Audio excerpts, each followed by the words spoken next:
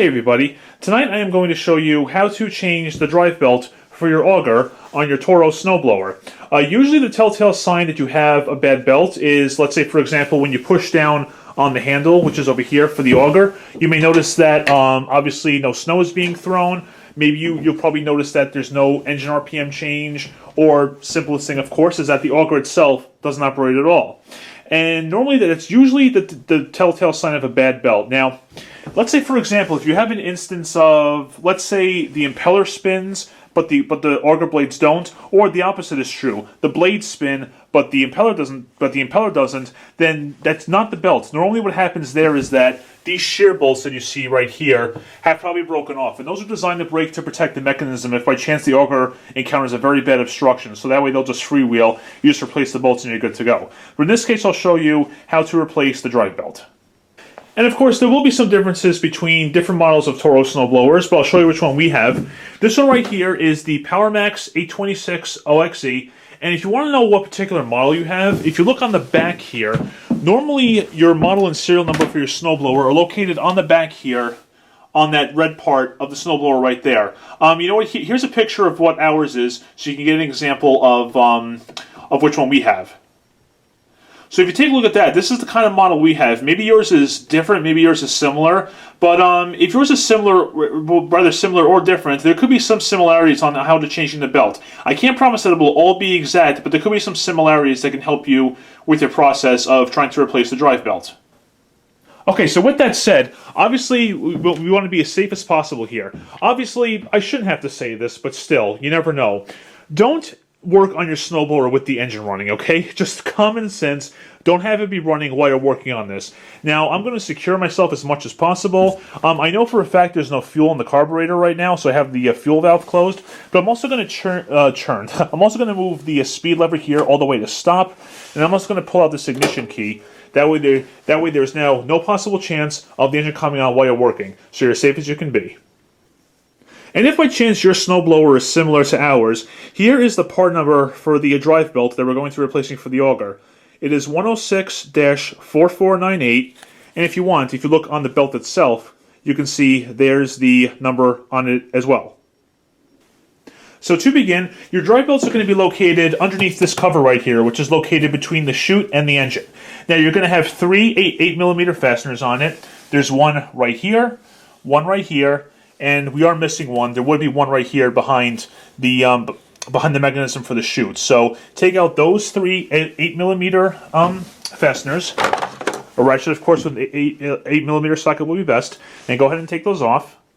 And once you have all the fasteners off, you may need to toy around with this cover a little bit to get it off, because it does go down a little bit on the back over here, and part of it also goes underneath the chute, right underneath here. So the best way might be to lift it up here, as you can see. Then again, you kind of have to move it around a little bit, get it to come up through the back there, and away from under the chute. Seems to be moving a little bit. Don't be too forceful with it. Ah, there we go. Okay, cover came right off. And as you can see, here is your drive mechanism. So you have two belts that you may notice right here. This belt right here in the back, okay, this belt right here is for your drive wheels, which is fine. And this belt right here on the front, okay, this is the one that is designed to run your auger. And the way it works is you have a tensioner pulley right here, all right? And what it does is when you push down on the handle, you can see that pulley moves towards the belt to tighten it in order for it to get it to run the auger. And then when you let go, it releases tension and the auger stops. That's how it works. So here's the issue that our belt is having. As you can see, the belt is still there. It's still in one piece. But if you notice, I'll push on the handle, and you saw the pulley try to put tension on. But as you can see right here, see this part of the belt? That is extremely loose. And so even though the belt is there, it could just be weak. This belt is actually, it's original with the snowblower. It's now 12 years old, so it's lasted a long time. So, over time, even if your belt doesn't break, it may get stretched and worn to the point where it doesn't keep proper tension. You try to make it run the auger, and under a heavy snow load, all it does is slip. So that's a sign that your belt is worn. So let's go ahead and get it replaced. Alright, so to begin, in order to take the belt off, you have this little metal retaining bracket here, which is probably designed to keep the belt on even when it's not under tension. So first thing that you want to do is you want to go ahead, there's 2 1/2-inch bolts right here. So you want to go ahead and take both those off. They may be a little tight, there you go. With some a little bit of work, they'll come right off. And there is just one thing I want to stress here, okay? When you take off these bolts, do them one at a time. Take off one, put it aside, and then when you take off the second one, hold the retainer with it as you take it out, because you don't want these bolts possibly falling down into the compartment where the drive mechanism is, because it could be difficult to get them back out, and it's just going to make your life a lot harder. So go ahead, I'm going to take off the second one right here. I'm going to angle the retainer up a little bit until it stops catching threads. There we go. All right, lift it up and take it right off. Okay, so right here is the belt retainer, as you can see right here. Now here's the bolts. Now there's one thing I do want to point out to you which is very important. As you can see here, you have the head of the bolt, then you have a lock washer, then you have a regular washer, okay? And that is exactly how you want them to stay, and how you want them to put them back on later, okay? So when you put the retainer back on, you have the so from the retainer to the head of the bolt, you want the regular washer, the lock washer, and then there's the head of the bolt. Remember that later for reassembly. Alright, so now what I'm going to do is now you can try to get the belt off. This part of the job is a little bit involved, but if you just look carefully, you should be able to get it, okay? So first things first, we have to get it off the engine pulley right here, and the main drive pulley down there. So getting it off the engine pulley is pretty easy. What you do is you kind of just ride it off the pulley like this. You see that? And now be patient. It may take a little bit of work to pull it off. It's starting to come off. There we go, just like that. And that's how you get it. There we go. And that's how you get it off the engine pulley.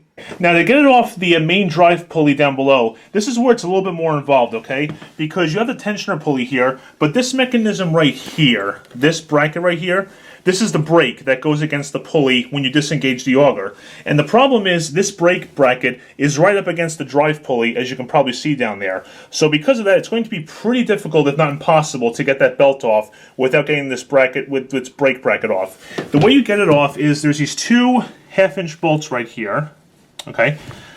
One's kind of just behind the wheel, and one's up here at the top. And those you can use to get the bracket off. But before you do that, it's kind of hard to show you with the camera, but you may notice that the brake bracket has that rod just going to the left there. That's the rod that's connected to your handle when you pull it down, and it engages the belt to the pulley. So you just want to be sure that, look very carefully at how those brackets are installed together, because taking it out isn't all that bad, but getting it back in, that could be the tricky part sometimes. But we'll get to that when we get to that. So for right now, let's go ahead and get this brake bracket out of here. Alright, so right here, again, here's the 2 bolts. So again, 1/2-inch wrench. Now, a ratcheting wrench would probably be a much better idea, but I don't have it on me at the moment. So I'm just going to use a regular one, and you may have to use some force to get it off, but it should come off. Again, this could be a really tight fit. Okay, now it's starting to come off. Now again, because I have a regular wrench, this may take a little while, but go ahead and get those 2 bolts off, as I told you before. Okay, then once you have those bolts removed, you want to kind of separate the brake bracket from the rod that goes to the handle. So you kind of just pull them in opposite directions like that. See, tensioner pulley goes like that, and then if you kind of push on the brake to, there's a spring. If you kind of push on this bracket together to get it out, I just had it. There we go. Okay, so there's the brake for the pulley. Just set that aside, make sure not to lose the spring. And now we should be able to ride the belt off of the pulley. You just want to kind of lower it, get it off the groove if you can. Reach down there. Okay, and also it may get caught on a bolt, as you can see, for the clutch plate for the wheel drive. So if you just push down on the wheel drive, that should go apart. Like I said, you just gotta be patient with it. There we go. And here is your old belt. As you can see, it's still in one piece, but again, you saw just how loose this belt was when I put it on, when I engaged the drive. So now let's go ahead and install the other one. Alright, so on the front here is the new belt. You can see it's all bent still just because of how it was in the package. And here's the old belt, and if I put these belts together, and by the way, just to show you from earlier, it's worn, but the part numbers do match.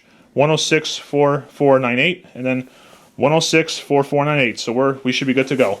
Now, if you notice, again, new belt is on the front. I already have the new belt stretched, but as you can see, look how much more the one in the rear can go, the old belt. See, and look how much further apart it is. So you can definitely tell that belt was stretched and worn. All right, so let's go ahead and get the new one on. So for the most part, you basically just do the reverse of before. You want to feed the new belt down. Again, you may have to push the wheel drive to be able to get it past that bolt in the clutch plate. You have to use a little bit of force, but it should get down there. So now I finally got it past that bolt on the clutch plate for the wheel drive. And now this might be a little bit more difficult because, as you can see, this belt is in like a different shape just because it's not worn or anything. So you're going to have to try to feed it down, okay? And when you feed it down, try to get it to bottom out, and then try to move the belt a little bit forward until you feel it grab onto that groove for the main drive pulley, and then you can try to put it up on the engine pulley. Now again, this may be a trying process. You got to be a little patient. Feed it down, move it forward, and then once you get it on the groove for the main pulley, you should be good. And now, as you can see, once you feed it on, just kind of play around with it, and you lift up. You can see right there, it is now on the pulley. And in fact, if you notice, if you look here, look down there, you can probably see the pulley turning. It's a little bit hard to see, but look just past this bracket right here. You might be able to see the pulley turning, and it's also turning very easily, which I'm very happy about. All right, so now we have the belt on the main drive pulley. Okay, now once it's on the main pulley, of course you want to get it on the engine pulley. Well, the best way to I figure that is to go from one end and just kind of turn the engine pulley in the direction that you're trying to fit it on. Again, this could be another thing you just need patience for. Keep turning. There we go. Much nicer. I can already tell this looks to be like a much better fit. As a matter of fact, here I'll even before putting the brake bracket on, if you look over here, I'll push down on the handle, and yep, it's moving a little bit, but it's definitely a tighter fit. I could definitely feel it. Now what you have to do is, once you got the belt in place and everything is all set, you're going to have to try to get this brake bracket back on. For the most part, you should be able, and you can see I have the spring off, but I'll put that back on momentarily. You just got to try to see exactly how this goes back into place. Now, one part I want to show you right here. This is where the spring goes, okay?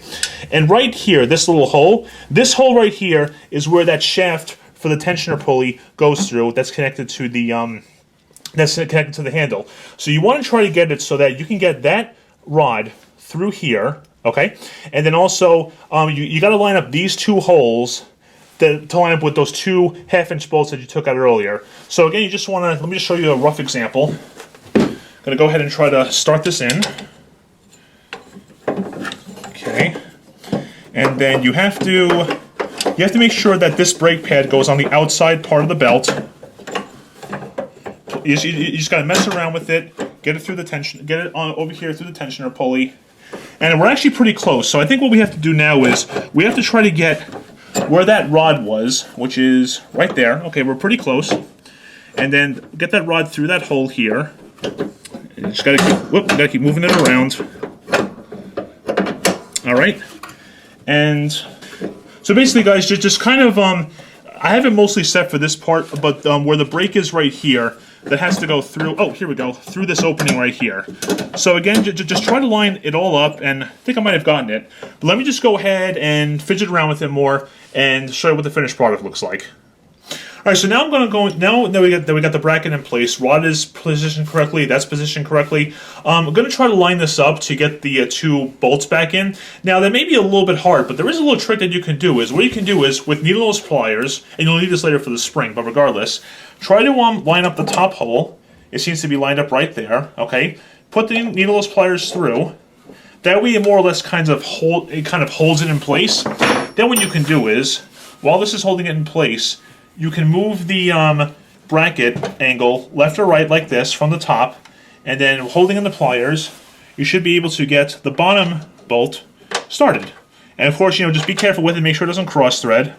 Now it is right there, but it may just need a little bit of fidgeting around to get it to line up. And see, with the pliers in, got the bottom one started, which is good. Just make sure it doesn't cross thread. Now with that, we can go ahead and remove the pliers, and getting the top one should be a lot easier. There it is. I think it might be cross-threading. Hang on. It was pretty tight until we got it all the way out, so don't be surprised if it feels tight even when you're trying to put it back in. You know, that probably was the way I had it before. Shouldn't have moved it. Oh, there we go. Alright, so now go ahead and tighten it up with that half-inch wrench.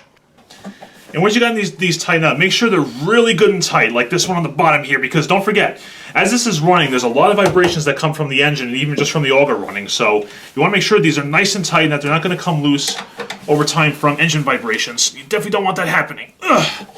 Okay, that should be good, all nice and tight. Okay, so once you have the brake bracket all back in place, your bolts all tightened up, if by chance the brake spring came off, that's fine. Just put it back on like I'm going to. So what you want to do is, it might be easiest to put the spring through the hole on the inside first. You want the hook facing down, like that. And be careful not to drop it in here, because if you drop it in here, could be a job and a half to get it back out. Okay? Then what you want to do is, you might be able to pull it with your hands. Actually, I think I can do that. If not, you can use a needle-nose pliers, grab the end of the spring, and hook it back over. Just like that. And that's designed to keep the brake on the pulley when the drive belt is not engaged. Now, let me just show you again. Go ahead and push the handle. You can see the brake releases. And just to show, let me look at this side of the belt again. Look at that. That is so much tighter than it was. As a matter of fact, you may even notice the tensioner pulley isn't moving to the, in your case, to the right as much anymore, because just how much tighter that belt is. So that's going to be a much better run for when we get this going through snow again. And now that we have the belt in place, everything's all back together, we can now put the belt retainer back on. Once again, just to show you, when you put on the bolts for the belt retainer, you have the head of the bolt, okay, then you have the lock washer, and then the regular flat washer. And again, these are half-inch like before, so it's a good idea to get it started, just so it catches threads, and again, be very careful not to drop this in there, because it could be difficult to get it back out. So we're going to line it up with these two holes by the engine pulley, okay? And let's go ahead and try to get those started. Oh, fantastic. That's good. Catch good threads, okay. Let me go get the other bolt. All right, and line up this one too.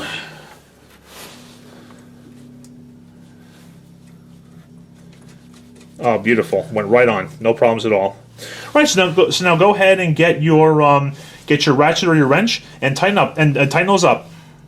And kind of like before, when you tighten these up, make sure they're really nice and tight, because don't forget these are directly attached to the engine, and you don't want these coming off from engine vibrations. Again, they do have lock washers, which should help, but just to be sure, just be sure they're on nice and secure. That way they stay on during operation.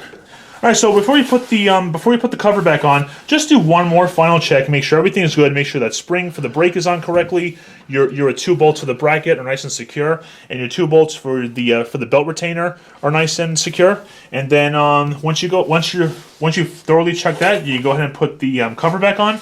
Now again, this cover could be a little bit fidgety because you have to get it behind here, as you can see, and also under the chute. So try to line up these holes with these little holes right here for where the screws will go into. So I'm going to try to put this back in first here, like that. Again, take your time. Don't try to force it. Okay, and you'll eventually feel it just kind of drop into place. All right, under the chute. It's just about there. Almost wants it. Ah, there we go. And there you go. Cover is back in place. Let's go ahead and get those screws on. And once you're in, go ahead and tighten them up. Now don't make these too overly tight, because don't forget, you're also screwing into plastic here. And if you make these too tight, it could crack the cover, and then you'll have to get a new cover. So you don't want that to happen. So go ahead and tighten this one up. This should be okay. Let's try the one on the top.